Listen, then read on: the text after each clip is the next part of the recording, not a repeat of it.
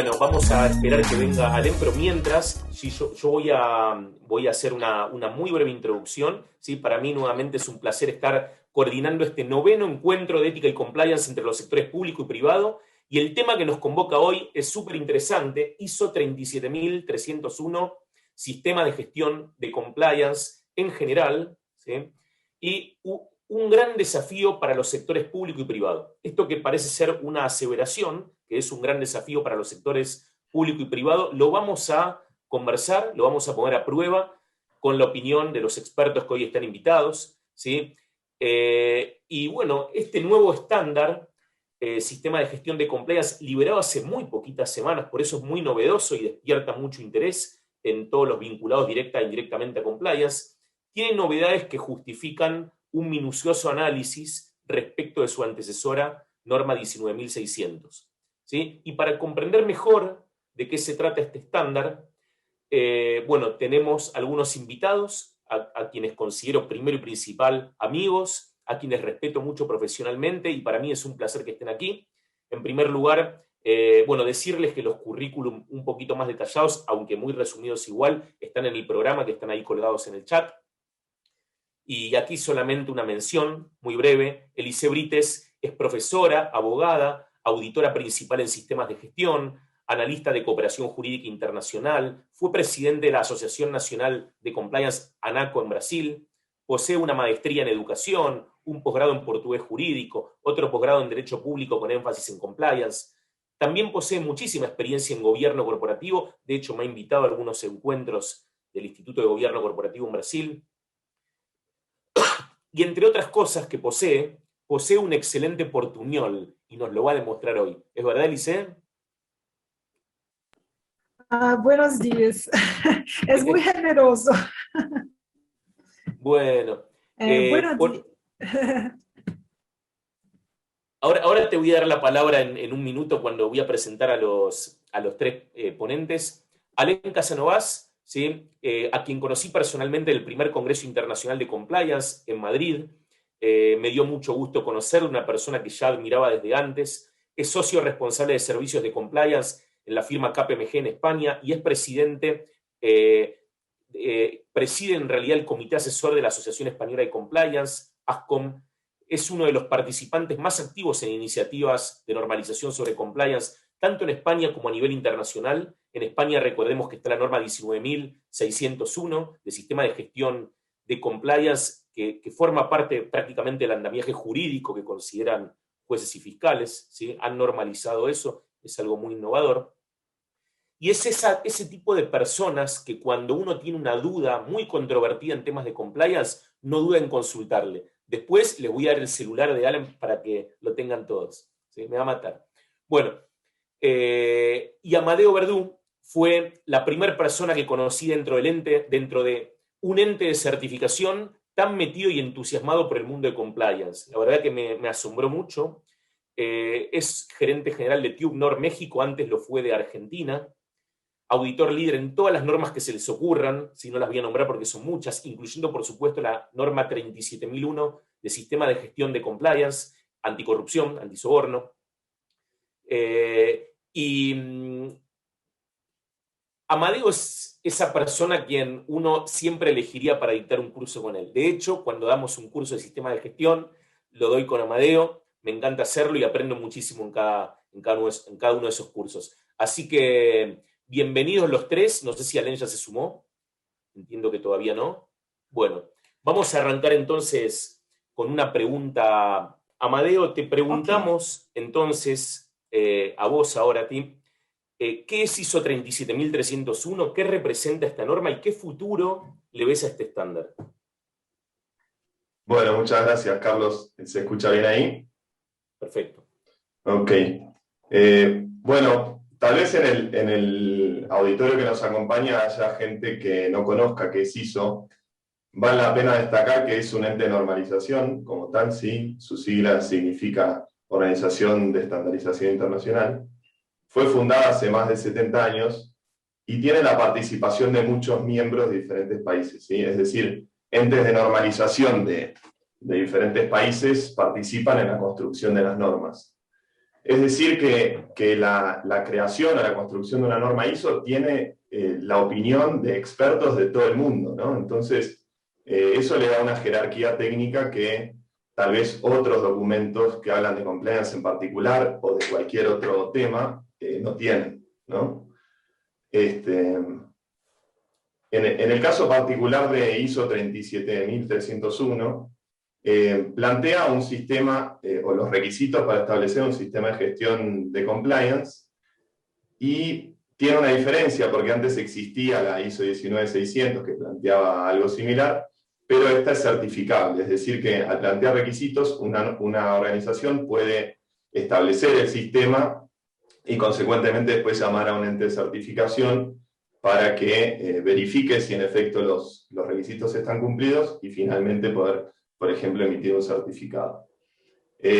Lo mencionaba Ramiro cuando dio su introducción, lo mencionaba recién Elisée también, cómo ha evolucionado el mercado, ¿no? Antes hablábamos de calidad, si se quiere, la primera norma del sistema de gestión que se emitió fue la ISO 9000 o su conjunto de normas, por el 1987 específicamente, ¿no? Hace más de 3 décadas.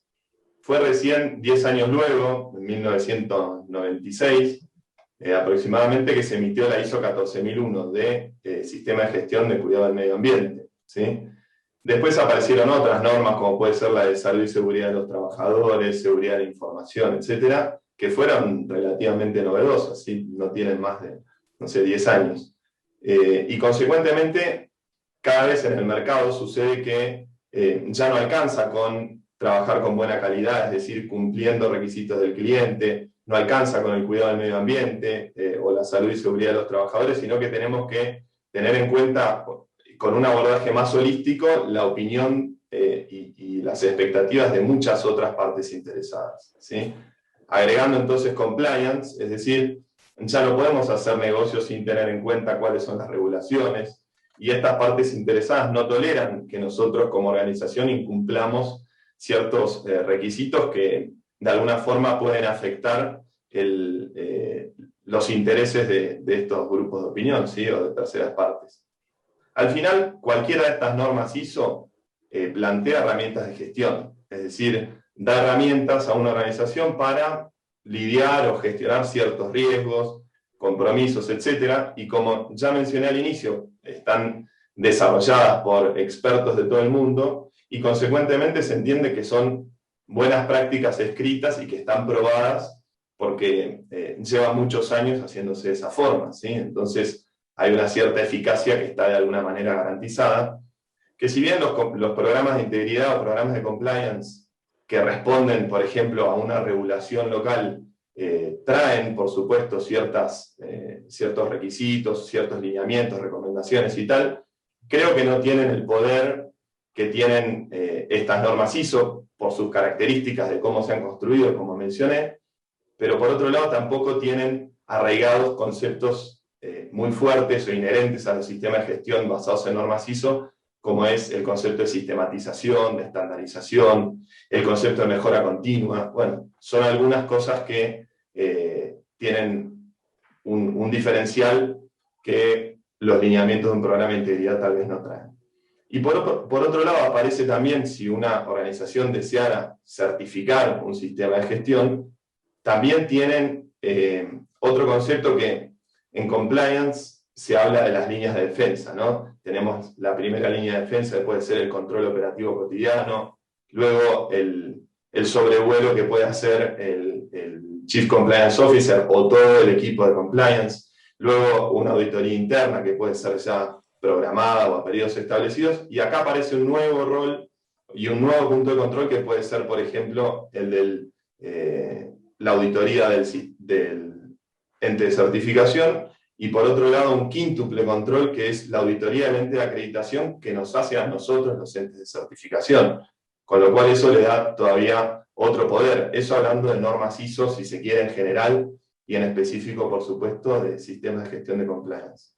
Cuando pienso en el futuro, es decir, cómo veo la ISO 37301, bueno, en concreto creo que con esta norma se puede orquestar una serie de controles, una batería de controles de manera sistemática, ¿sí? Como ya hablábamos que sucede con estos sistemas de gestión en general, y se puede, con estas herramientas, en definitiva, lidiar con ciertos delitos, riesgos, compromisos que de otra manera cuesta organizar o cuesta demostrar cumplimiento, ¿no? Si pensamos que en programas de compliance no hay herramientas del estilo de no conformidades, revisiones por la dirección, análisis de causa raíz, etc., creo que un sistema de estas características tiene un poder que de otra forma no conseguimos, ¿no? Entonces, en concreto, me parece que es el estándar, ¿sí?, que se va a posicionar en el futuro para ofrecer herramientas de compliance de manera amplia, es decir, que de alguna manera se podrán integrar diferentes programas o sistemas de gestión que hablen de cumplimiento, teniendo como un Chief Compliance Officer a la cabeza que pueda ejercer compliance de manera global, y por otro lado, dentro de ese sistema de gestión de compliance, que coexistan diferentes oficiales de cumplimiento, cada uno con su especialidad, y tendrá que decidir cada una de las organizaciones, como decimos un poco en broma contigo en algunos de los cursos, es qué metemos en esa coctelera de compliance, ¿no? Es decir, cuáles son las disciplinas de compliance que queremos que entren ahí y con las que podamos lidiar, ¿no? Y de paso aprovecho a invitar a todo el auditorio, si puede ver en tu perfil o en el mío, que hace poquito, en vínculo con esta norma, en LinkedIn estamos proponiendo un sondeo a ver cuál es la opinión de los expertos en el tema, que nos den su punto de vista, a ver qué meterían en ese sistema de gestión de compliance, ¿no? Y entonces, en base a eso, poder construir un sistema que responda a los riesgos que cada organización tiene, por supuesto, pero jerarquizando de alguna manera cuáles son los más importantes. Excelente, Amadeo. Alén, ¿estás por ahí? Yo ya te he presentado antes de que te puedas subir, pero así que todos saben quién eres, pero nos gustaría escucharte, ¿sí? ¿Estás por ahí? Aquí estoy, disculpad la demora, venía de una de las ya pocas entrevistas o reuniones físicas que mantenemos y precisamente se ha alargado un poquito más, disculpad la demora. Un placer estar aquí con todos vosotros. Bueno, yo justo decía cuando te presentaba que tú eres una de esas personas que cuando alguien tiene un tema hiper complejo en materia de compliance, es a quien a todos nos gustaría consultar, y por eso voy a dejar tu WhatsApp para que todos te consulten. Nada, mentira. Alén, ¿qué es la ISO 37301? ¿Qué representa este nuevo estándar que acaba de lanzarse hace poquitas semanas? ¿Y qué futuro le ves al mismo? Bueno, efectivamente es un estándar muy novedoso, se publicó el 13 de abril pasado y es el último estándar sobre compliance que emite ISO como organización, plataforma multinacional. Por lo tanto, siempre que tenemos un estándar hay una ventaja obvia, y es que el último estándar es siempre pues el más novedoso y el más moderno. En este caso, efectivamente lo es, y seguramente lo continuará siendo durante un tiempo, porque los próximos que están planificados en la agenda de ISO son estándares en materia de compliance, pero en ámbitos específicos. Por ejemplo, veremos en breve la norma 37002 sobre whistleblowing lines, veremos también el estándar sobre sistemas de gobernanza, que es más amplio, pero sobre compliance, la norma 37301 es actualmente el estándar internacional más moderno y continuará siéndolo pues en algunos años segurísimo. Este estándar nace de la actualización de la antigua norma ISO 19600, que como sabéis todos se publicó en el año 2014. Ha llovido mucho desde el año 2014. Fijaros ahora cuando comparamos un texto con el otro, vemos que increíblemente, por ejemplo, cuestiones tan obvias como los canales para el planteamiento de inquietudes no estaban citados más que de forma muy tangencial en la norma ISO 19600, lo cual nos parece increíble, ¿no? O, por ejemplo, cuestiones tan fundamentales para una buena gestión del compliance como son los procesos de integración de personas, lo que llamamos los procedimientos de diligencia debida internos, cómo incorporamos personas a la organización o en base a qué criterios las promocionamos, pues tampoco estaba contemplado, y ahora, sin embargo, sí que está regulado en la 37301.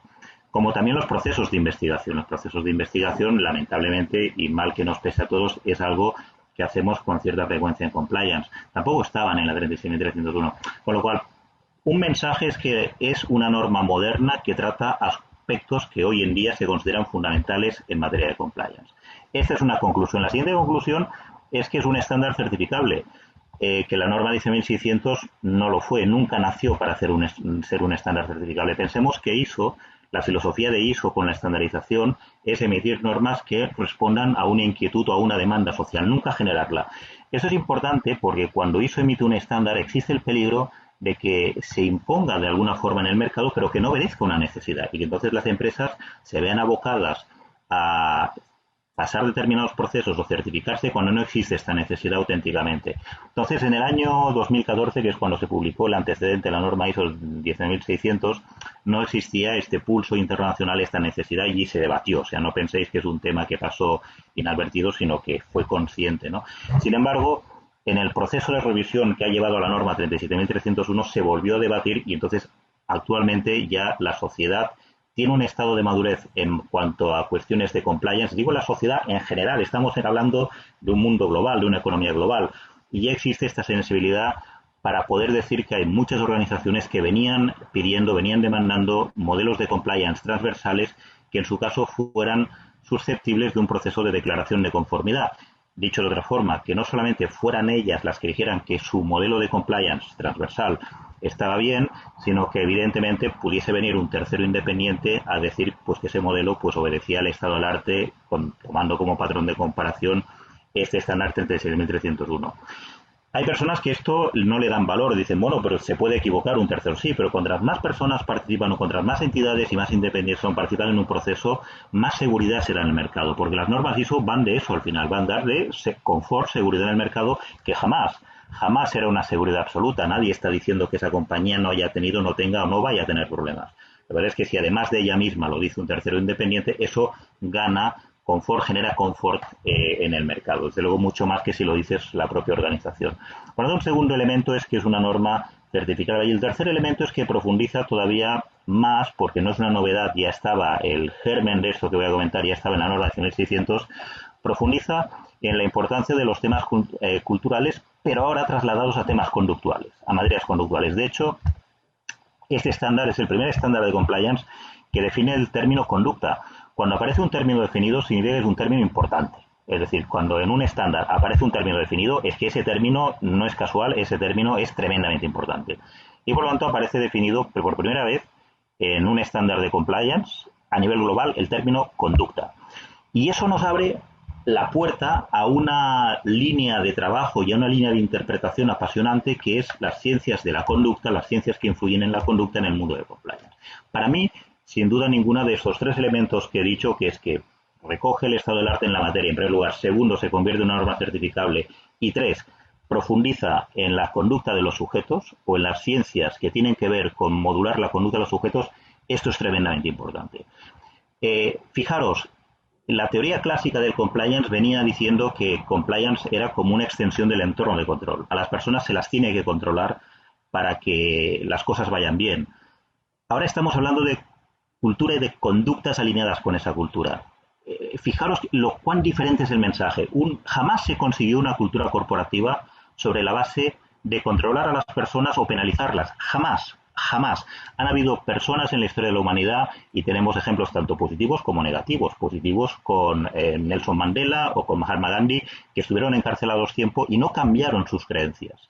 Por lo tanto, la penalización, el control no cambia los modelos de creencias de las personas y, por tanto, no garantiza que esas personas se vayan a comportar bien el día de mañana.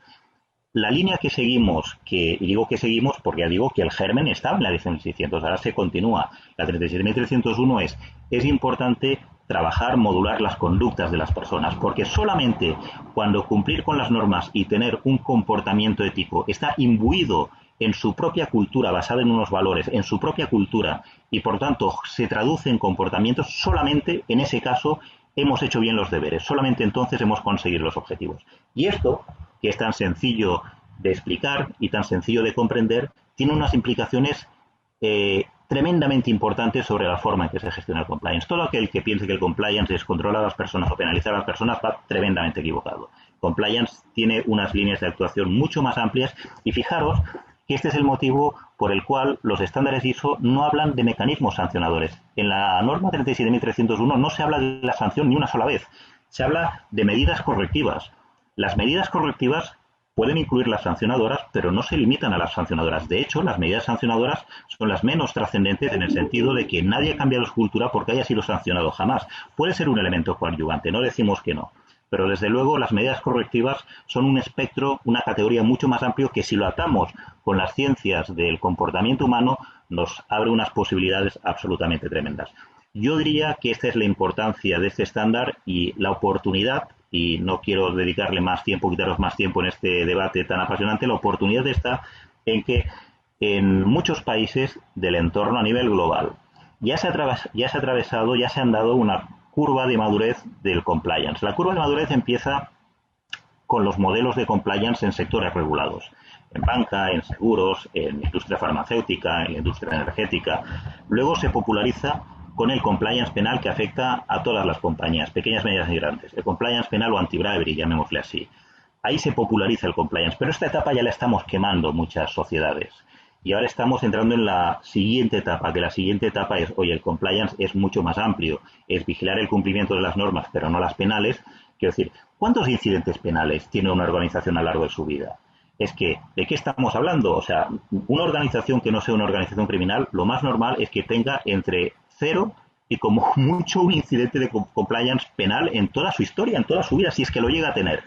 Entonces, cuando las organizaciones se dan cuenta de que esto del compliance es tremendamente útil, pero su utilidad práctica es residual en términos de incidencia, de a qué tipología de incidentes, el penal estamos hablando, se dan cuenta de que lo que tienen que hacer es migrar a modelos transversales, es decir, en aquellos modelos donde los incumplimientos se dan con muchísima más frecuencia y hay muchísima más información para gestionarlos bien. Y dicho también de paso, ese tipo de incumplimientos, su adecuado control, es lo que impide precisamente llegar a los más graves. En ese momento hemos llegado, digamos, en el mercado global y por eso yo pienso que además de haber sido un ejercicio muy fructífero, esta maduración de la norma de 1600 que ha cambiado y se ha convertido en el estándar más moderno, es tremendamente oportuno porque muchas sociedades demandan modelos transversales y muchos grupos de interés, pros-advisors, inversores, lo que vigilan no es la prevención penal, que ya se da por hecho, oiga, que usted no pague sobornos, esto no sé de qué estamos discutiendo, es que esto ya va de suyo.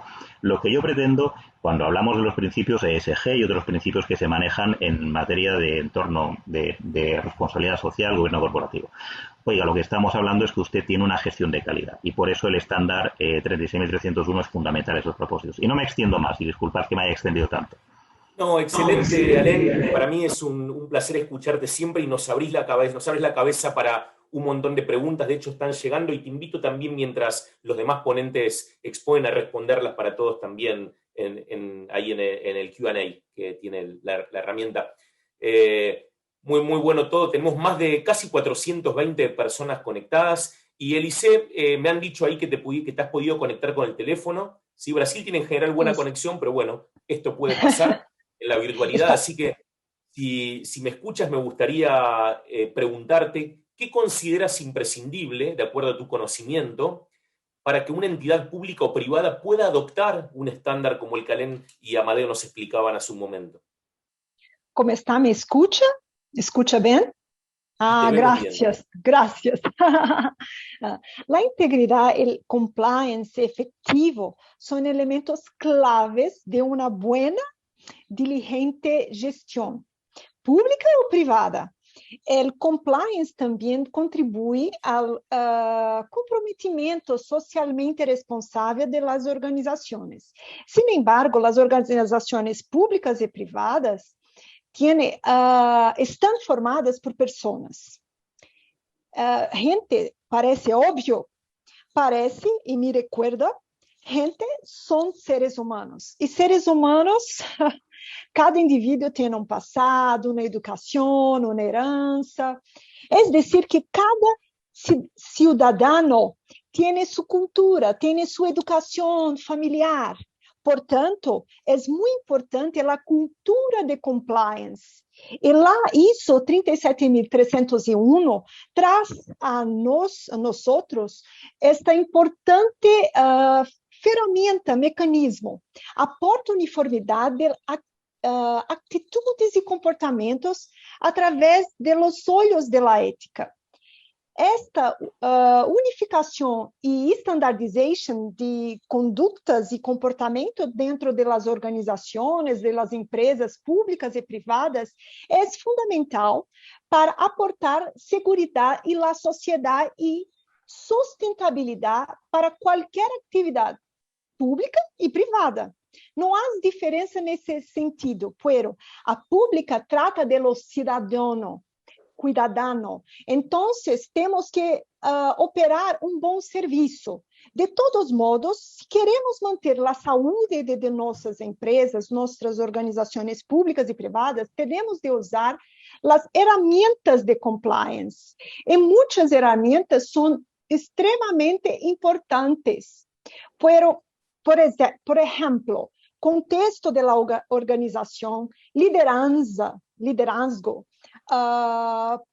planejamento, planeação, apoio, operação, avaliação de desempenho e, claro, melhoria contínua. Temos que ter melhoria contínua. Hablamos de processos, toda a interação humana com o mundo, especialmente as relações dentro das empresas e órgãos públicos, são a base para construir nossos valores, nossos princípios. Os seres humanos vivem dilemas éticos a cada segundo, cada minuto, cada hora. Dependendo da decisão tomada, pode haver consequências, acá hablamos nefastas, consequências desastrosas para a organização, para o ente público em seu conjunto. Pode dar lugar ao cierre das atividades e ao cierre de puertas. É malo.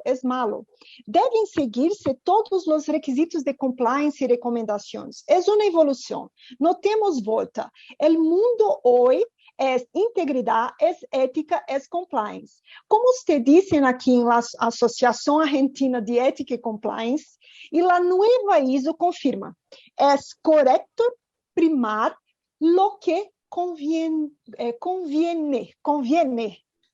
Gracias. Es esto en respuesta a su pregunta. Excelente, Lisset. Muchas gracias nuevamente. Ahí se te escuchó mucho mejor y te pudimos ver muy bien también. Amadeo, una pregunta que también vi que nos la han hecho, pero que la teníamos también como para hacerla. ¿Qué pasa ahora con la norma 37001, Sistema de Gestión Antisoborno, ¿sí? Que ya estaba en vigencia y certificándose? Certificar la ISO 37301, además, ¿supone que automáticamente uno va a certificar la 37001? Mirá, Carlos, me lo han preguntado últimamente, lo hemos visto también en cursos nosotros. Lo cierto es que no, la respuesta es que no, digo. Certificar ISO 37301, como decía antes en la introducción, implica certificar un sistema de gestión de compliance de manera general o amplio, y no necesariamente implica haber implementado las herramientas que, por ejemplo, 37001 nos trae, ¿sí? 37001 aborda un tema específico, un delito específico, y nos ayuda a lidiar con esos riesgos, ¿sí? Que, por supuesto, como bien nos comentaba recién Alén, y un placer estar con él en este panel también, porque realmente da gusto escucharlo, lo cierto es que pensar que certificar ISO 37301 implica certificar 37001 sería lo mismo que pensar que también implica certificar calidad o certificar seguridad de la información. Digo, en realidad cada una de esas normas tiene su foco, cada una plantea herramientas específicas, ¿sí? Y la verdad que no implica la generalidad, es decir, certificar algo más amplio no implica certificar algo más específico, ¿no? Lo cierto es que el 37001, desde mi punto de vista, va a seguir existiendo, lo mismo que van a seguir existiendo otras normas que podemos entender que son de compliance también, como la 27001 de seguridad de la información, o la 9001 de calidad, la 14001 de medio ambiente, etc. Y consecuentemente nos van a seguir dando ciertas herramientas de gestión para poder garantizar cumplimiento con requisitos específicos y mitigar riesgos relacionados con esos temas, ¿no? Excelente, Amadeo, muy claro. Alén, una de las cuestiones que más me esclareció en lo personal para entender la importancia de los sistemas de gestión de compliance es eso que tú bien explicas y que hemos discutido varias veces, de la diferencia entre una norma del qué y una norma del cómo. ¿Nos puedes explicar qué significa esto? Pues sí, además con mucho gusto. Yo soy un apasionado de las normas del cómo, porque las normas del qué son las que más abundan y las que son más fáciles. El qué es lo que tenemos que hacer. Oiga, pórtese usted bien, pague impuestos, cumpla con las normas. Son normas sencillas en las que diría que existe un consenso universal. Son las fáciles de producir, no generan ningún debate. Sin embargo, las normas del cómo son aquellas que nos dicen cómo conseguir ese objetivo, cómo conseguir el qué. Y esas, cuando las empezamos a buscar, nos damos cuenta de que no son abundantes, que son pocas, porque seguramente es más fácil decir lo que tenemos que hacer que cómo tenemos que hacerlo. Y afortunadamente la estandarización lo que produce son normas del cómo.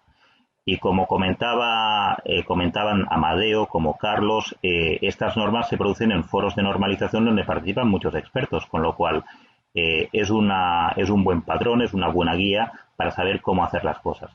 Porque yo siempre aliento a utilizar modelos de compliance basados en la estandarización.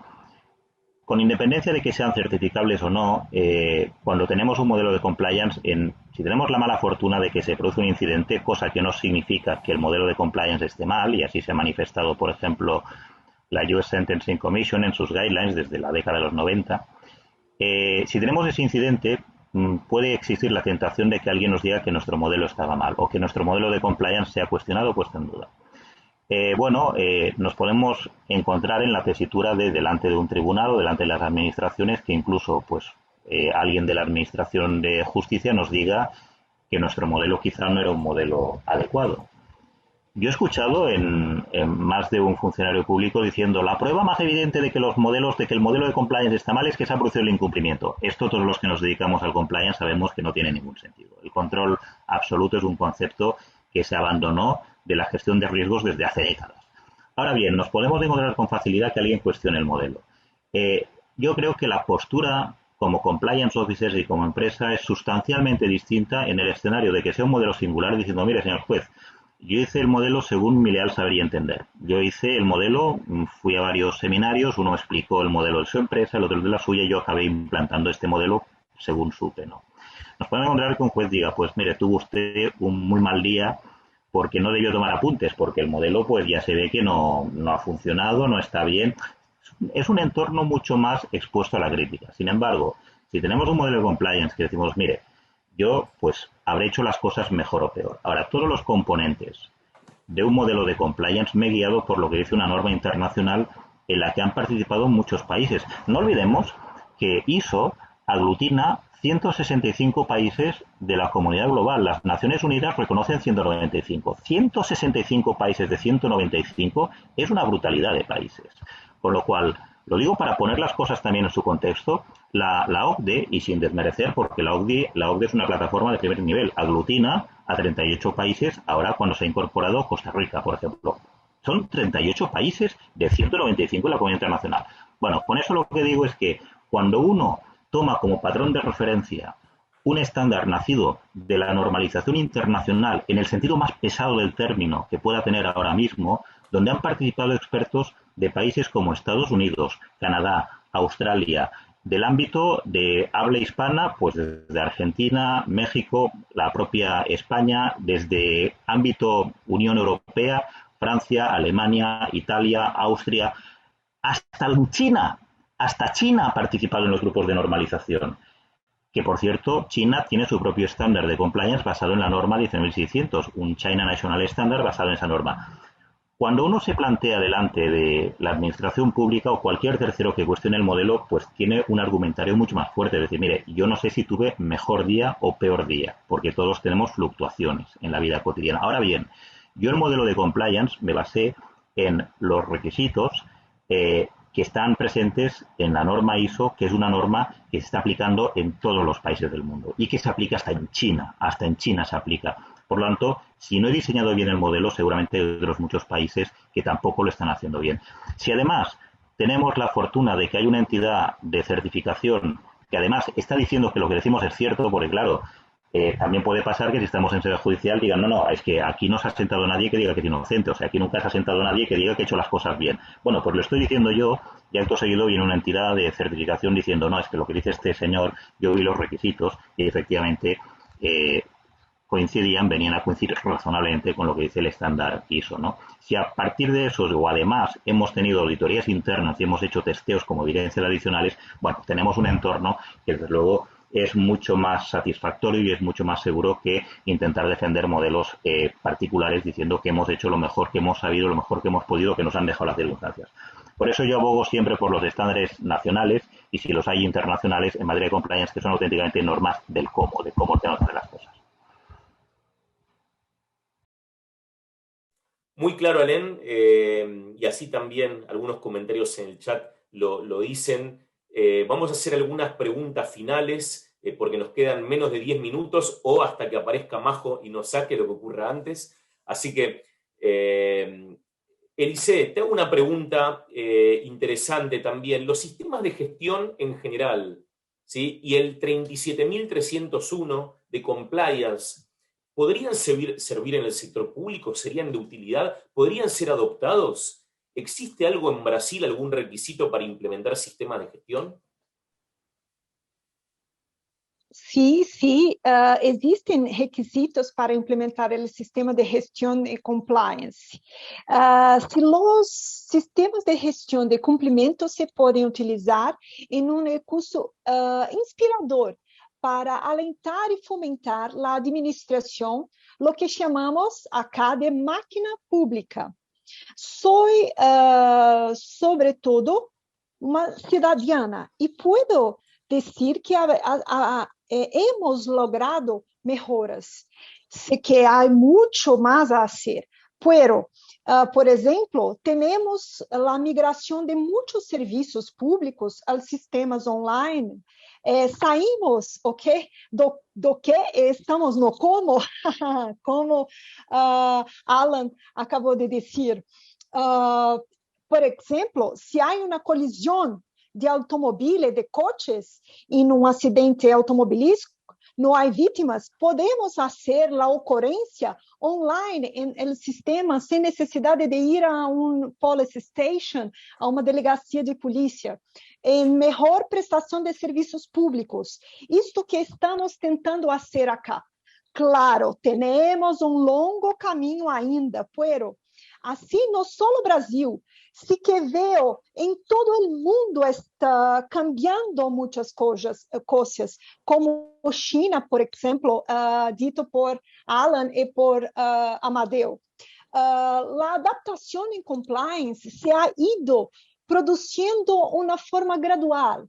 Temos promovido a adopção e inspiração por el uso das melhores práticas em matéria ética e compliance, entendendo que as práticas organizacionais devem ajustar as normas e regulações aplicáveis assim para os princípios éticos, as boas práticas do governo, controle e, principalmente, transparência. Este é o termo, isto é o que nós queremos alcançar. Nós queremos minimizar, reduzir o risco. O encumbre e o risco são inerentes a praticamente todas as atividades humanas, públicas e privadas.